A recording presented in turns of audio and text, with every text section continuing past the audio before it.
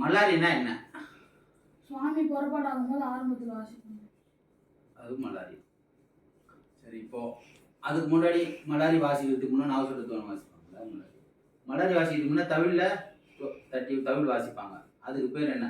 அலாரிப்பு. என்னது? அலாரிப்பு. அலாரிப்புனா என்ன? கண்டன் அடியில் வர்றதுக்கு பேர் தான் அலாரிப்பு. புரியுதா?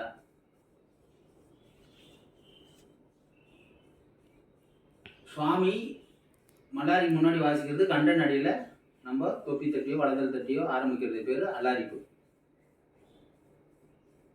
இந்த அலாரிப்புன்றது கண்டன் நட. கண்டன்னா என்ன? ஐந்துன்னா அஞ்சு சம்பந்தப்பட்ட எண், அதுதான் கண்டம். ஏன் அலாரிப்பு கண்டன் நடையில ஆரம்பிக்கணும்? ஏன் ஆரம்பிக்கிறாங்க? அதே மாதிரி தான் நம்ம அலாரிப்பு ஆரம்பிச்சுட்டு நாகசுரத்துவங்கள் வாசிப்பாங்கள்ல ராகம், அந்த ராகமும் 5 ஸ்வரத்துல தான் இருக்கு. கம்பீர நாட்டுன்னு சொல்லிட்டு ஒரு ராகம், அந்த ராகத்துல தான். அதே மாதிரி 5 மலாரி இருக்கு. பஞ்சம் மலாரியும் 5 தான் இருக்கு. 5 தான் இருக்குன்னா ஐடென்டிஃபையான மலாரி 5 தான். அதை தவிர்த்து நிறைய மலாரி இருக்கு. நிறைய நாகசுரத்துவங்கள் நிறைய பேர் அவங்க கற்பனைக்கோ சாகித்யத்துக்கோ போட்டு வாசிக்கிற மலாரி எவ்வளவோ இருக்கு. 5 பேசிக்கா 5 மலாரின்றது இருக்கு. அது என்னென்ன மலாரினா, மேபி எனக்கு சரியா ஞாபகம் இல்லை, இருந்தாலும் சொல்றேன். சின்ன மலாரி, பெரிய மலாரி, தணிகை மலாரி, கும்ப மலாரி, தேர் மலாரி, இப்படி சொல்லிட்டு ஒரு 5 மலாரி இருக்கு. அதுவும் 5 தான். இந்த கம்பீர நாட்டையும் 5 ஸ்வரத்துல தான் இருக்கு. நம்ம அலாரிப்பும் 5 சம்பந்தப்பட்ட நடையில தான் இருக்கு, கண்டன் நடையில தான் இருக்கு. ஏன் இந்த கண்டன் நடையில இந்த மாதிரி அமைஞ்சிருக்குன்னு பார்த்தீங்கன்னா, இப்போ நம்ம கோவில்ல எல்லாம் பார்த்தீங்கன்னா வருஷந்தோறும் நம்ம தான் கோவிலுக்கு போய் சாமியை கும்பிட்டு வருவோம். நம்ம தான் போய் அங்கே போய் பகவானை தரிசனம் பண்ணிட்டு வரணும். வருஷத்துல ஒரு நாளோ ஒரு 10 நாளோ பகவான் எல்லாம் நம்மளை பார்க்கறதுக்கு வீதியில வருவார். என்னது? ஆமா, கடவுள் வந்து சாமி நம்மளை பார்க்கறதுக்கு வீதிக்கு வருவாங்க. வீதியில வர சொல்ல அவங்க வராங்க, அந்த உற்சாகமா வரணும், அந்த கம்பீரமா. அவங்க வெளியில வராங்கன்னா ஒரு கம்பீரமா இருக்கணும்ல சாமின்னு. அந்த கம்பீரமா வர்றதுக்கு தான் இந்த கம்பீர நாட்டை, இந்த கண்டன் நடை. டூம் டூ டூம் தான் தச்சும் தான் தச்சும்னா 5 சம்பந்தப்பட்டது கண்டன் நடை. அந்த இதுல தொப்பி தட்டி ஆரம்பிக்கணும். அதனாலதான் அது கண்டன் நடையில ஆரம்பிக்கணும்னு சொல்றாங்க. அலாரி அந்த சுவாமி இத்தனை நாள் இல்லாம நம்மளை பார்க்க வீதியில வராருன்ற சொல்ல, நம்ம அந்த தொப்பி தட்டி ஆரம்பிக்க சொல்ல வீதியில இருக்கிறவங்க எல்லாருக்கும் சாமி புறப்பாடு ஆகுறாங்க, புறப்பாடு ஆக போகுது, இந்த மாதிரி ஒரு சவுண்டு, இந்த மாதிரி ஒரு வால்யூம் கேட்குது, கம்பீர நாட்டை வாசிக்கிறாங்க, மலாரி ஆரம்பிக்கிறாங்க, அப்போ சாமி கிளம்பிட்டாரு அப்படின்றது அதுக்கு அர்த்தம். இதுல இன்னொரு விஷயமும் இருக்கு. கண்ட நடையில தான் நம்ம ஆரம்பிக்கிறோம், கண்ட கதியில கிடையாது. நிறைய பேர் கண்ட கதி நினைச்சிட்டு இருக்காங்க. கண்ட கதி கிடையாது, கண்ட நடை. கண்ட நடனா என்ன, கண்ட கதினா என்ன தெரியுமா? அதை பத்தி நான் உங்களுக்கு அடுத்த கிளாஸ்ல சொல்றேன். இப்போ முதல்ல எப்படி வாசிக்கலாம், எப்படி வாசிக்கணும் அப்படின்றது நான் சொல்றேன். ஒரு 3-4 டைப்ல வாசிக்கலாம். ஆரம்பிக்கிறது முதல் தொப்பி தட்டி ஆரம்பிக்கணும். நான் சொல்றேன் அந்த மாதிரி நீங்க வாசிக்கலாம்.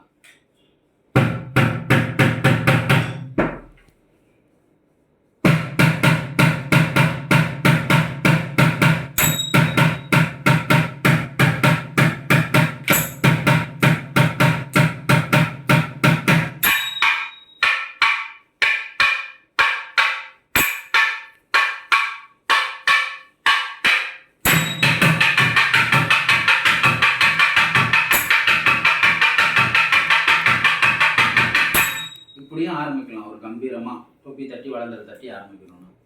இன்னும் நல்லா கம்பீரமா ஆரம்பிக்கணும்னு சொன்னாலும் ஆரம்பம் எடுத்த உடனே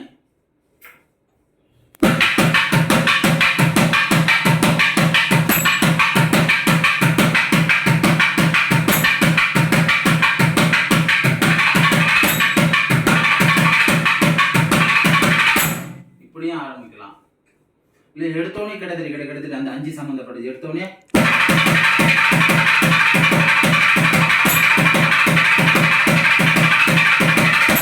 இப்படியும் ஆரம்பிக்கலாம். நம்ம வாசிக்கிறது இந்த கணிப்பா கம்பீரமா வாசிக்கணும். அல்லாரிப்புன்னா கண்ட நட சம்பந்தப்பட்டது. நடன்றது வேற, கதின்றது வேற. அல்லாரிப்பு எதுல வருது? நடையில வருது.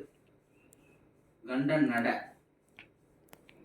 இப்போ நான் சொன்ன மாதிரி தொப்பி தட்டி ஆரம்பிச்சு நான் வாசிக்கிறேன். அதே மாதிரி நீங்க வாசிங்க. அந்த காலத்திலலாம் இப்படியும் வாசிட்டு உண்டு. அப்படின்னா என்னது? Two two two two 1 2 two two two two. இப்போ நம்ம என்ன பண்றோம்? அந்த மூணையும் சொல்லா கொடுக்குறோம். வேற ஒன்றும் இல்லை. இப்படி ஒன்னாலும் வாசிக்கலாம். இப்படிதான் வாசிக்கணும்னா கண்ட சம்பந்தப்பட்டது இருக்கணும் அங்க.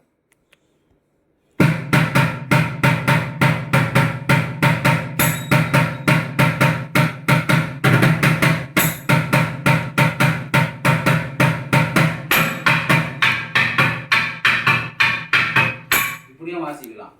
இப்பெல்லாம் இப்படிதான் நார்மலா வாசிக்கிறோம். அந்த காலத்துலலாம்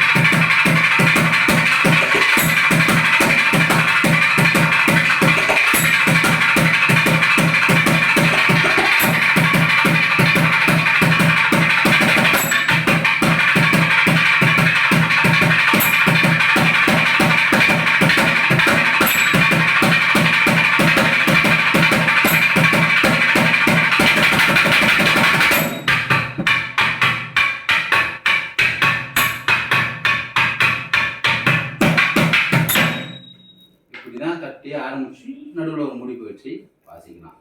நீங்க வாசிங்க. நான் வாசிச்ச மாதிரியே வாசி.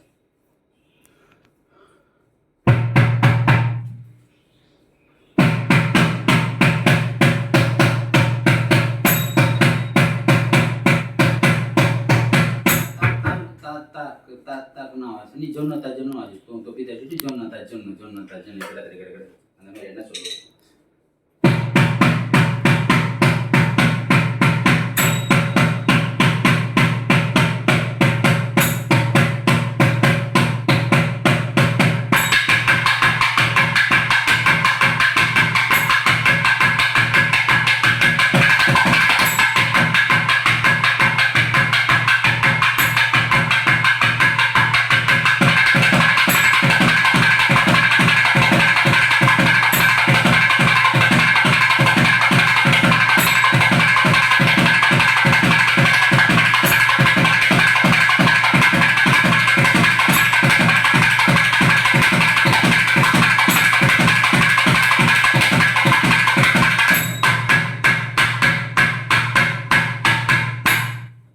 இது இந்த மாதிரி வாசிட்டு லாஸ்ட்ல என்ன பண்ணணும்னா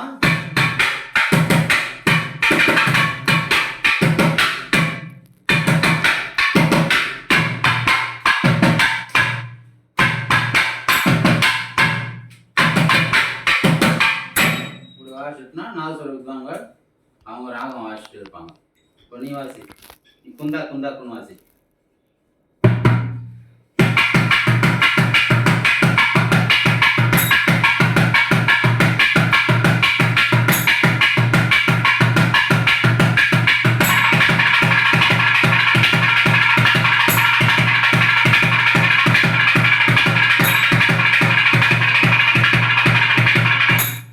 தக்கம் திருடுதான் வந்து சொல்லலாம் போட்டு வாசிக்கேன்.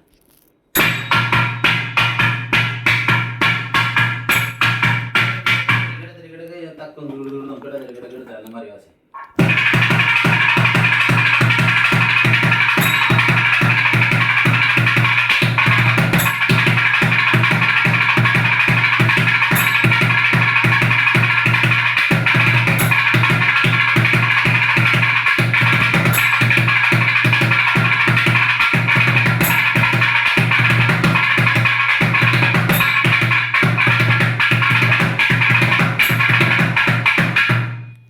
தெருக்கடை கண்டு கிடக்கும். மகந்தூர் எழுதுறவங்கள தக்கும் தெருக்கடை கிடக்கும். இல்லை இதே வாசி, உனக்கு வந்தது வாசி.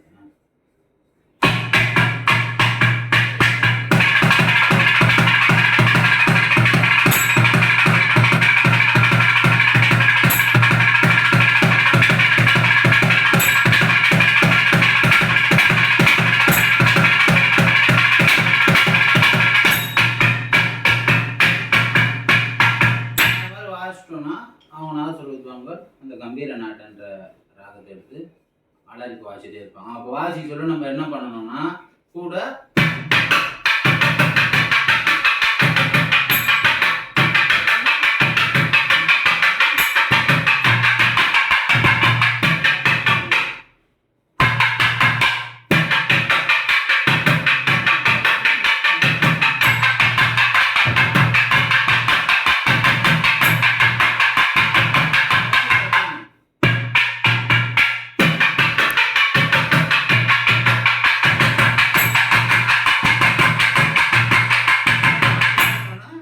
அவங்க ராகம் ஆரம்பிச்சிடுவாங்க. ராகம் ஆரம்பிச்சுட்டு அப்படியே முடிச்சிடுவாங்க. இப்போ நம்ம இந்த மாதிரி வாசிக்க சொல்ல ஆரம்பத்தில் இதுவே வந்து திசரமாகவும் வாசிக்கலாம்.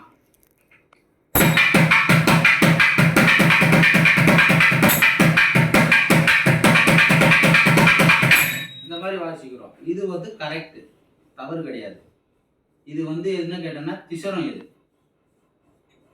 வேற ஒரு இதில் வேற ஒரு சம்திங் இருக்கு, ஆனால் அது இது கிடையாது. இதில் வாசிக்கலாம். திசரமாக வாசித்தாலும் கண்ட நடையில தான் வருது. என்ன புரியுதா? அதனால அப்படி வாசிக்கலாம். இப்போ ராகம் வாசி முடிச்சுட்டாங்க. முடிச்சுட்டு நம்ம என்ன பண்ணணும்? எதனா ஒரு கோர்வை மாதிரி ஒரு நடையில் அதே மாதிரி வாசிக்கணும். உங்களுக்கு அந்த தாக்கு தொந்து ஜதி சொல்லல கோர்வை சொல்லியிருக்கல, அது சேர்த்தா மாதிரி அப்படியே வாசிச்சு அப்படியே முடிச்சிடலாம்.